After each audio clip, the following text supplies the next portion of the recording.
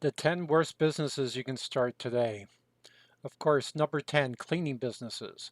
Any time of any type of cleaning business, whether it's residential, commercial. Of course, commercial is a little bit better, but any type of cleaning business is a horrible business, including pressure washer, window cleaning, and so on. Number 9 is real estate. I fell for the trap as well. Everybody tells you real estate is a great investment. You'll get rich. Yeah, if you're willing to wait 30 or 40 years, you'll make a good ton of money. But how are you going to get the money to start? So real estate is a horrible investment. Even Airbnb used to be good, but now it's being outlawed everywhere. And rental incomes are not guaranteed, especially with fluctuating markets all over the place, right? Number 8, travel agencies. The traditional travel agency, garbage. Bakeries, retail, garbage. Catering, garbage, right? Again, all these are retail type of businesses, and you can't create the need. You can't create special events. You can't create when someone wants to buy bread or anything else. Because and again, it's not healthy. The North American diet is becoming more and more healthy every day, and these businesses are jobs. They're not businesses anymore. Number 7, tax preparation companies, right? One horse, one trick pony. You're busy for 3 months of the year. The rest of the time, you're doing nothing, and you're helping your clients pay more taxes, which is a horrible business. Number 6, self-storage, right?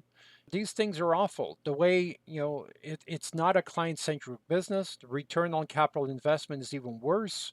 It's just a terrible business. Number 5, locksmith businesses. The average is about $300 for each client, and you're waiting around for a client to lock keys in the car. That's a terrible business. Number 4 is pest control, right? Again, you can't create the need. You're just waiting for someone to realize they need you, right? Number 3, new car dealers. It requires about $20 million to put cars on the lot for average cars like this. $20 million, $10 to $20 million for you to sell 4 or 5 cars a day. It's ridiculous. The return on capital investment is terrible. You might as well invest in the S&P 500. You'll make a hell of a lot more money. And this is why they call new car dealers, an ego business. It's not a business. It's an ego. That's where they're starting. And number 2, laundromats. Someone watched a viral video that says, laundromats are great for laundering money and just went viral. Now everybody wants to start, laundromats. If you're doing what everybody else is doing, everybody else is going to go broke, just like the weed shops. Remember those weed shops? Everybody opened up when it was legal and everybody went bankrupt at the same time. Horrible businesses. Especially when you have to repair these freaking things because they always break down and people bring in their oil stained clothing to put in your machines because they're not going to put it in their machines. They're going to use your machines, right? And your machines are going to be full of oil, right? And tied for number 2 is, payday loans, right? You're taking advantage of the poor.